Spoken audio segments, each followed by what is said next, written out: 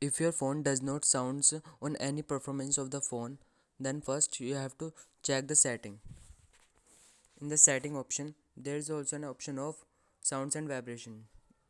Tap on it and increase the volumes, or you can directly increase the volumes by tapping the volume sound.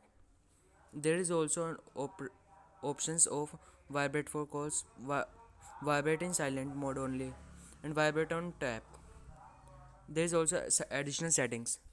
When you tap something on the keyboard, and if you want the voice, then you have to allow the option of dial pad tones. If you will touch anywhere on the screen, and it will sound by tap on the tap sound. And the third option is screen locking sound. It means when you close your mobile phone, then it will sound. And on the screen sound also, delete sound and boot sound. When you switch off and switch on the phone, then it will voice.